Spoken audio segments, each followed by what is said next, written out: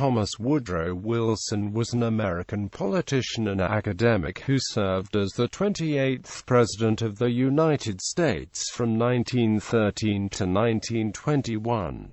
Born in Staunton, Virginia, he spent his early years in Augusta, Georgia and Columbia, South Carolina. Wilson earned a Ph.D. in political science at Johns Hopkins University, and served as a professor and scholar at various institutions before being chosen as President of Princeton University, a position he held from 1902 to 1910. In the election of 1910, he was the gubernatorial candidate of New Jersey's Democratic Party, and was elected the 34th governor of New Jersey, serving from 1911 to 1913. Running for president in 1912, Wilson benefited from a split in the Republican Party, which enabled his plurality of just over 40% to win him a large electoral college margin. He was the first Southerner elected as president since Zachary Taylor in 1848, and Wilson was a leading force in the progressive movement, bolstered by his Democratic Party's winning control of both the White House and Congress in 1912. In office, Wilson reintroduced the spoken State of the Union, which had been out of use since 1801. Leading the Congress, now in Democratic hands, he oversaw the passage of progressive legislative policies unparalleled until the New Deal in 1933. Included among these were the Federal Reserve Act, Federal Trade Commission Act, the Clayton Antitrust Act, and the Federal Farm Loan Act. Having taken office 1 month after ratification of the 16th Amendment, Wilson called a special session of Congress, whose work culminated in the Revenue Act of 1913, reintroducing an income tax and lowering tariffs, through passage of the Adamson Act, imposing an 8-hour workday for railroads. He averted a railroad strike and an ensuing economic crisis. Upon the outbreak of World War I in 1914, Wilson maintained a policy of neutrality, while pursuing a more aggressive policy in dealing with Mexico's Civil War. Wilson faced former New York Governor Charles Evans Hughes in the presidential election of 1916. By a narrow margin, he became the first Democrat since Andrew Jackson elected to 2 consecutive terms. Wilson's second term was dominated by American entry into World War I. In April 1917, when Germany resumed unrestricted submarine warfare, Wilson asked Congress to declare war in order to make the world safe for democracy. The United States conducted military operations alongside the Allies, although without a formal alliance. During the war, Wilson focused on diplomacy and financial considerations, leaving military strategy to the generals, especially General John J. Pershing, loaning billions of dollars to Britain, France, and other allies. The United States aided the finance of the war effort. Through the Selective Service Act, conscription sent 10,000 freshly trained soldiers to France per day by the summer of 1918. On the home front, he raised income taxes, borrowing billions of dollars through the public's purchase of Liberty bonds. He set up the War Industries Board, promoted labor union cooperation, regulating agriculture and food production through the Lever Act, and granting to the Secretary of the Treasury, William McAdoo, direct control of the nation's railroad system. In his 1915 State of the Union, Wilson asked Congress for what became the Espionage Act of 1917 and the Sedition Act of 1918, suppressing anti-draft activists. The crackdown was intensified by his Attorney General A. Mitchell Palmer to include expulsion of non-citizen radicals during the first Red Scare of 1919–1920. Following years of advocacy for suffrage on the state level. In 1918 he endorsed the 19th Amendment, whose ratification in 1920 provided equal right to vote for women across the United States. Over Southern opposition, Wilson staffed his government with Southern Democrats who believed in segregation. He gave department heads greater autonomy in the management. Early in 1918, he issued his Principles for Peace, the 14 Points, and in 1919, following armistice, he traveled to Paris, promoting the formation of a League of Nations, concluding the Treaty of Versailles. Following his return from Europe, Wilson embarked on a nationwide tour in 1919 to campaign for the treaty, suffering a severe stroke. The treaty was met with serious concern by Senate Republicans, and Wilson rejected a compromise effort led by Henry Cabot Lodge, leading to the Senate's rejection of the treaty. Due to his stroke, Wilson secluded himself in the White House, disability having diminished his power and influence. Forming a strategy for re-election, Wilson deadlocked the 1920 Democratic National Convention, but his bid for a third-term nomination was overlooked. A devoted Presbyterian, Wilson infused morality into his internationalism, an ideology now referred to as Wilsonian, an activist foreign policy calling on the nation to promote global democracy. For his sponsorship of the League of Nations, Wilson was awarded the 1919 Nobel Peace Prize, the second of 3 sitting presidents so honored. Early life. Wilson was born to an ethnic Scots-Irish family in Staunton, Virginia, on December 28, 1856, at 18-24 North Coulter Street. He was the third of 4 children of Joseph Ruggles Wilson and Jessie Janet Woodrow. Wilson's paternal grandparents immigrated to the United States from Strabane, County Tyrone, Ireland, in 1807. His mother was born in Carlisle, England, the daughter of Rev. Dr. Thomas Woodrow from Paisley, Scotland, and Marion Williamson from Glasgow. This was one of the border counties which supplied many immigrants to the North American colonies in the late 18th century. Joseph Wilson's immigrant family settled in Steubenville, Ohio. His father published a pro-tariff and anti-slavery newspaper, the Western Herald and Gazette. After marrying, Joseph and Jessie Wilson moved to the South in 1851 and came to fully identify with it, moving from Virginia deeper into the region as Wilson was called to be a minister in Georgia and South Carolina. Joseph Wilson owned slaves, defended slavery, and also set up a Sunday school for his slaves. Both parents identified with the Confederacy during the American Civil War. They cared for wounded soldiers at their church, and Wilson's father briefly served as a chaplain to the Confederate Army. Woodrow Wilson's earliest memory, from the age of 3, was of hearing that Abraham Lincoln had been elected and that a war was coming. Wilson would forever recall standing for a moment at General Robert E. Lee's side and looking up into his face.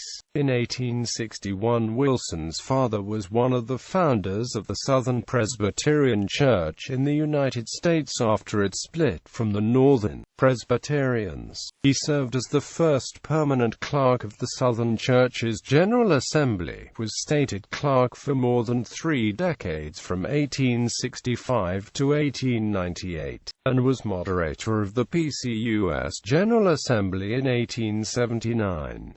He became minister of the First Presbyterian Church in Augusta, Georgia, and the family lived there until 1870, when young Wilson was 14.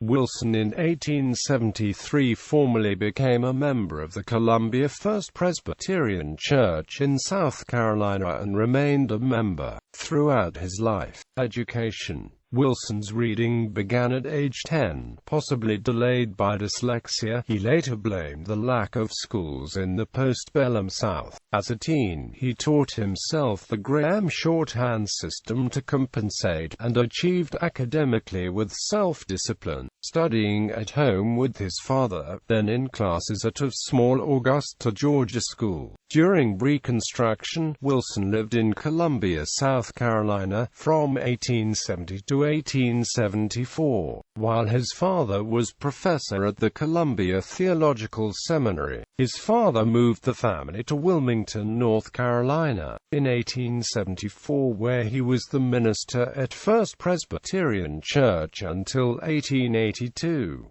Wilson attended Davidson College in North Carolina for the 1873-74 school year, cut short by illness, then transferred to Princeton as a freshman.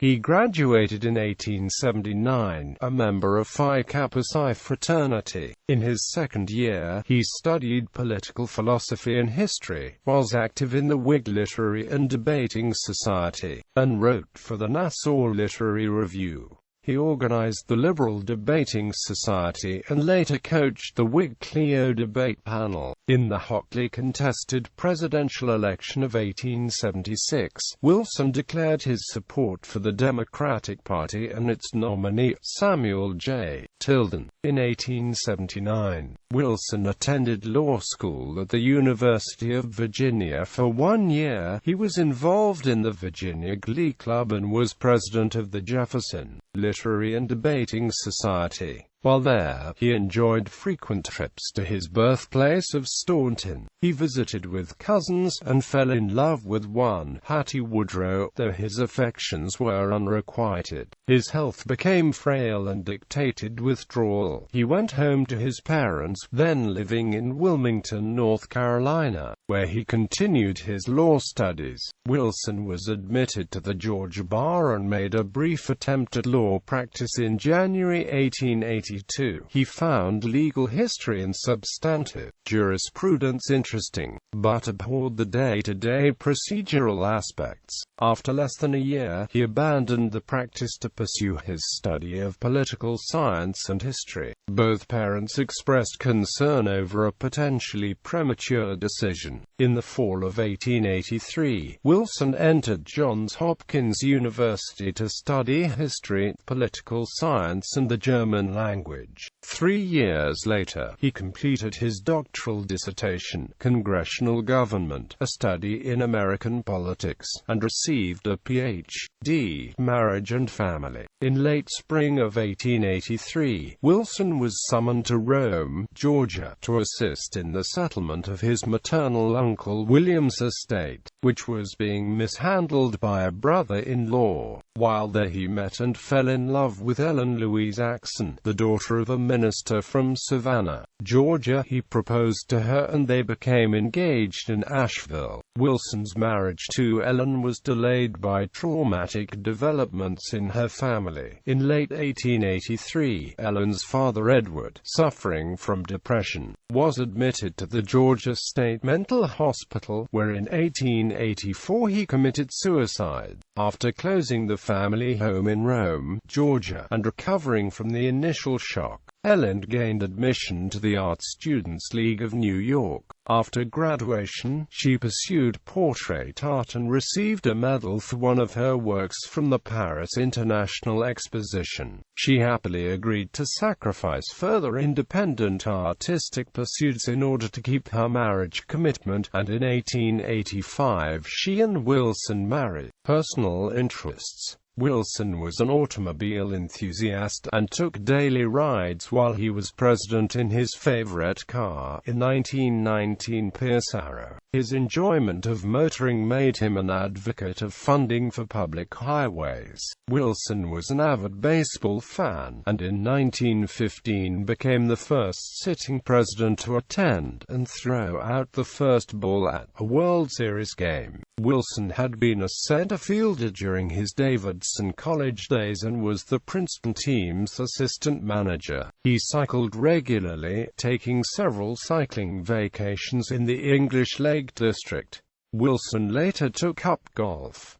Academic career. Wilson worked as a lecturer at Cornell University in 1886–87, where he joined the Irving Literary Society. He next taught at Bryn Mawr College from 1885 until 1888, teaching ancient Greek and Roman history. While there, he refused offers from the universities of Michigan and Indiana. When Ellen was pregnant with the first child in 1886, the couple decided that Ellen should go to her Aunt Louisa Brown's residence in Gainesville, Georgia, to have the first child. She arrived just one day before the baby, Margaret, was born in April 1886.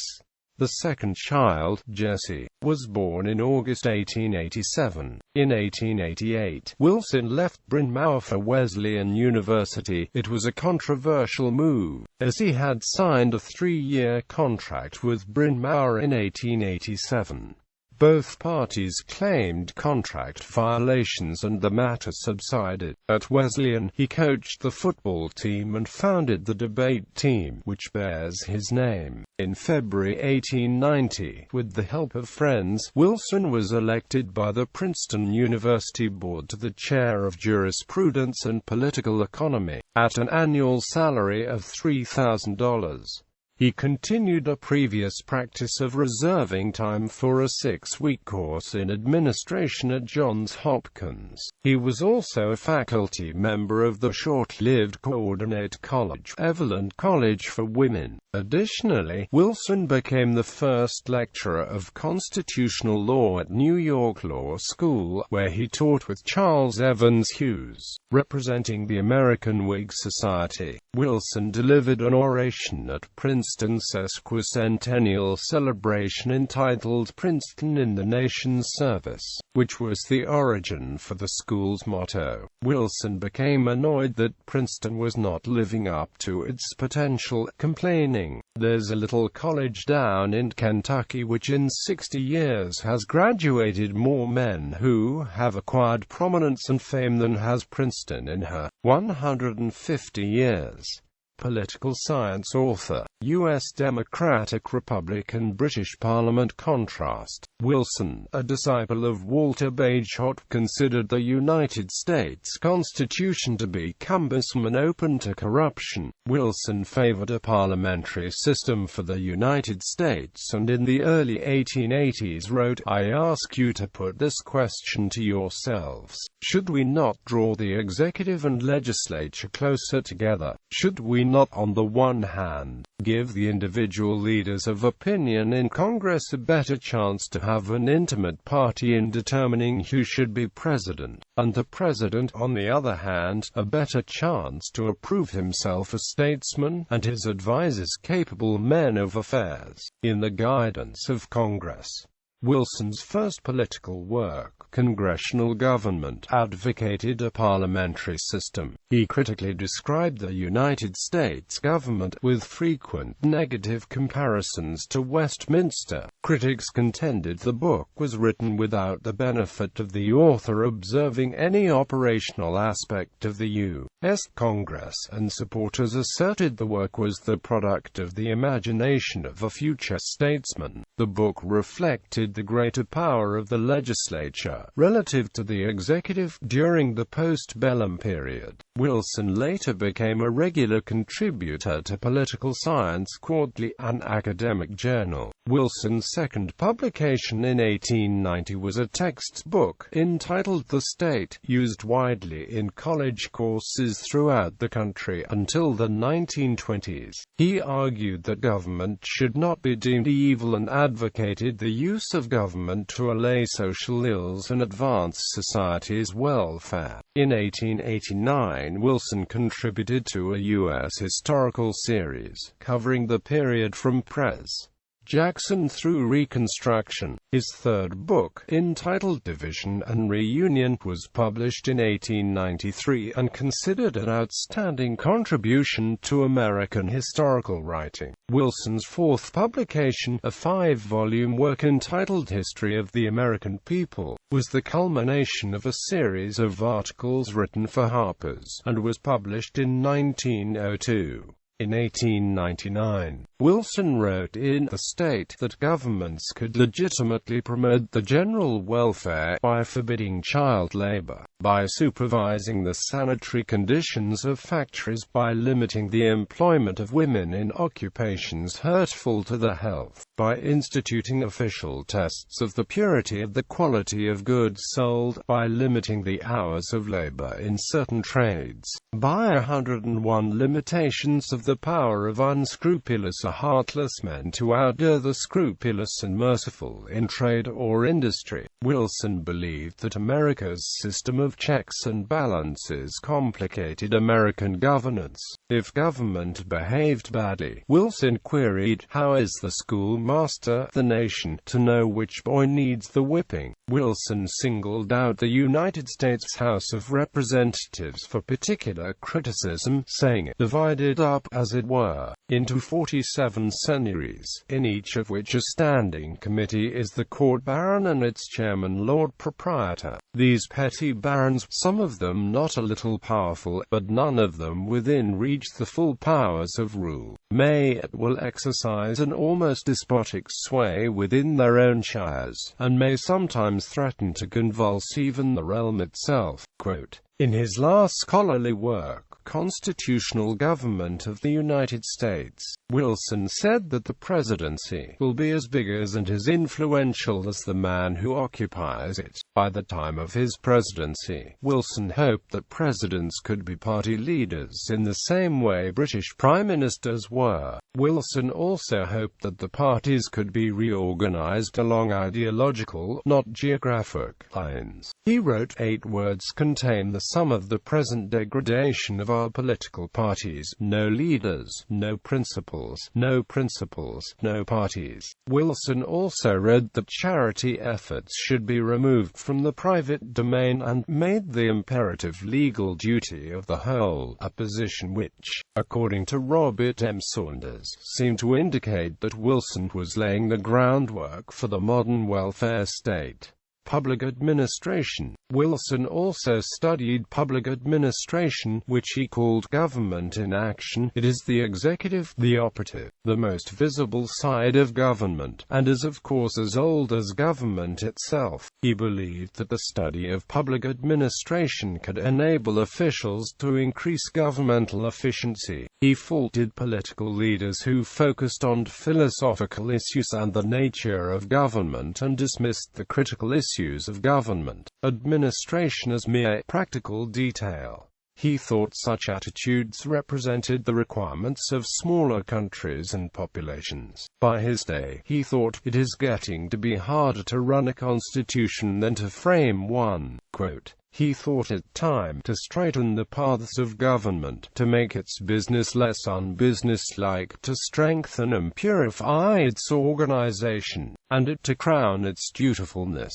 He summarized the growth of such foreign states as Prussia, France, and England, highlighting the events that led to advances in administration. By contrast, he thought the United States required greater compromise because of the diversity of public opinion and the difficulty of forming a majority opinion. Thus practical reform to the government was necessarily slow. Yet Wilson insisted that administration lies outside the proper sphere of politics, and that general laws which direct these things to be done are, as obviously outside of and above administration. Quote, he likened administration to a machine that functions independent of the changing mood of its leaders. Such a line of demarcation is intended to focus responsibility for actions taken on the people or persons in charge. As Wilson put it, public attention must be easily directed, in each case of good or bad administration, to just the man deserving of praise or blame.